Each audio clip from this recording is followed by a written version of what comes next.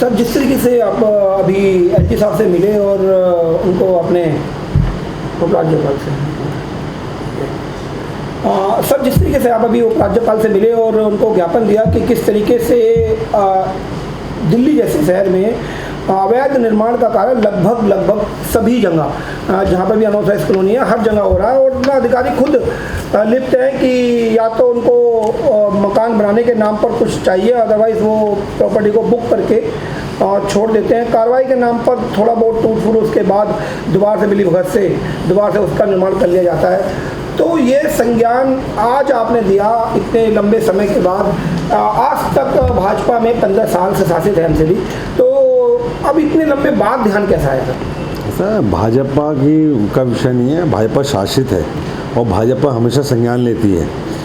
Highlight हुआ है, अभी आपको पता चला क्योंकि हम लोगों ने बताया कि हम लोग गए थे। भाजपा कभी नहीं चाहती कि किसी व्यक्ति का मकान टूटे, इसीलिए हम एलजी के पास गए थे कि जितने भी मकान बन चुके हैं उन सभी मकानों को नियमित किया जाना चाहिए, क्योंकि बनाने वाला का दोष नहीं है। बनाने वाला अपने जीवन भर की पूंजी मकान को बनाने में लगा देता है। वो मकान बनाना चाहता है, चाहे वो अनऑथराइज्ड कॉलोनी हो चाहे अनऑथराइज्ड रेगुलाइज्ड कॉलोनी हो।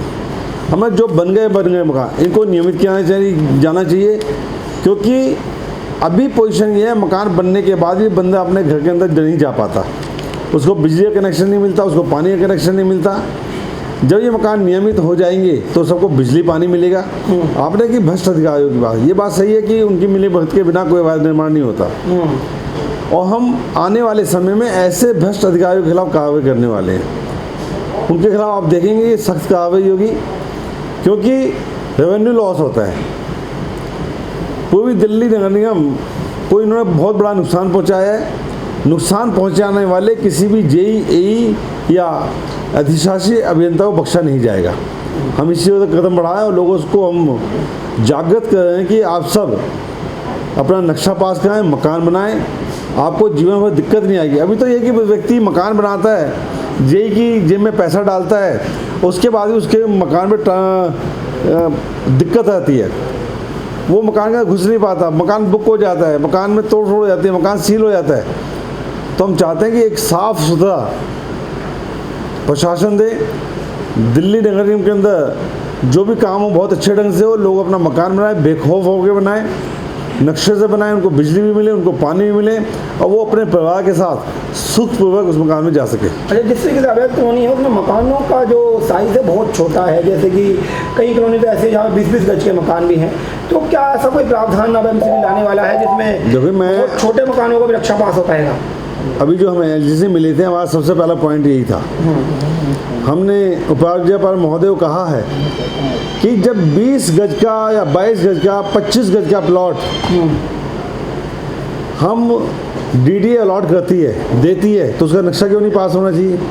नक्शा चाहे 10 गज का हो, 20 गज का हो, 50 गज का हो, 100 गज का हो, सबका नक्शा पास होना चाहिए, कोई दिक्कत नहीं आनी चाहिए। तो एलजी महोदय ने बड़े अच्छे ढंग से हमारी बात सुनी, उन्होंने जानकारी भी ली कि क्या वाकई में ऐसा है, और उन्होंने विश्वास दिलाया कि आने वाले समय में इस प्रकार की कोई दिक्कत नहीं आएगी, सबका नक्शा पास होगा।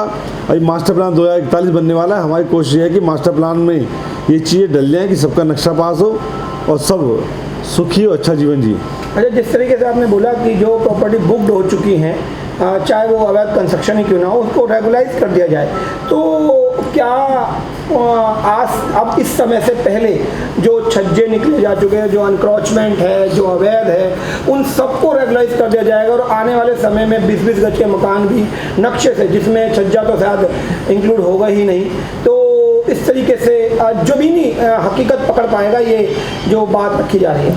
देखिए, ये जो रेगुलेशन वाला मामला पहली बार नहीं है, इससे पहले ही हुआ है।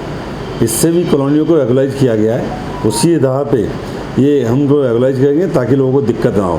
हम चाहते हैं कि किसी भी व्यक्ति को जो पूर्वी दिल्ली नगर निगम में रहने वाला है या दिल्ली में भी रहने वाला है, उसको सुविधा मिलनी चाहिए। उसने अपने जीवन भर की जमा पूंजी लगा के मकान को बनाया है, उसको नहीं मालूम, कई लोगों को तो मालूम ही नक्शा भी पास होता है जी। तो ऐसे लोगों का कसूर क्या है? कसूर तो है जिन्होंने उनको जागृत नहीं किया, जिन्होंने उनको बताया नहीं। तो हमारा प्रयास है कि पूर्वी दिल्ली की जनता को, समस्त दिल्ली को सही सुविधा मिले, अपने मकान में जाए, उनको बिजली पानी लगे। जो दिल्ली गवर्नमेंट के बिजली विभाग है उसको बिजली नहीं लगाता, वो बिजली भी लगाए, पानी का कनेक्शन भी दे। आने वाले चुनाव में सबसे ज़्यादा कुछ पॉइंट जिन पर आप सबसे ज़्यादा ध्यान दे रहे हैं कि ये पॉइंट हमारे लिए इस चुनाव में जीत साबित करेंगे, तो क्या ये जो अनऑथराइज को ऑथराइज कर देना और या बाकी कोई और पॉइंट भी आप देख रहे हैं? मैं चुनाव की दृष्टि से काम नहीं करता, मैं सुविधाओं की दृष्टि से काम करता हूँ। लोगों को सुविधा मिलनी चाहिए, लगातार मिलनी चाहिए। जो निगम का काम है, चाहे सफाई का हो, चाहे हमें दवाइयाँ छिड़कनी हो, चाहे मकान बनाने वाला मामला हो, जो भी सुविधाएं हम दे सकते हैं हमें देनी चाहिए। चुनाव तो आते हैं जाते हैं, दिल्ली में हर साल चुनाव होता है। अभी 2022 में निगम का चुनाव हुआ, 2024 में लोकसभा का, 2025 में विधानसभा का चुनाव हुआ और 2027 फिर निगम का चुनाव चलते रहते हैं। हमें काम दिल्ली की जनता के लिए करना, दिल्ली के विकास के लिए करना, दिल्ली की जनता को निगम की जो सुविधाएं मिलने वाली वो मिलनी चाहिए। अच्छा, एक बात लास्ट सवाल, जिस तरीके से एमसीडी को भ्रष्टाचार से जोड़कर देखा जाता है, आपकी छवि बड़ी साफ मानी जाती थी जिस समय आपको महापौर बनाया गया। सभी ने कहा एक साफ छवि लाने का कारण यह है कि अगली बार चुनाव है, तो आपके मुंह से ये बात सुनकर शायद लोगों ने बहुत बड़ी हैरत नहीं ली होगी कि आप अपने अधिकारी को खुद कह रहे हैं कि हाँ वे भ्रष्ट हैं।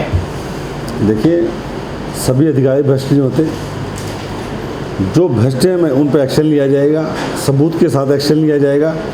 पांचों उंगलियां एक सी नहीं होती, किसी भ्रष्ट अधिकारी को बख्शा नहीं जाएगा, लेकिन उसके लिए हमें सबूत चाहिए, उनके प्रूफ चाहिए। जब जब हमें मिलते जाएंगे हम उनके खिलाफ कार्रवाई करेंगे और अभी इस कार्रवाई में आगे बढ़ रहे हैं।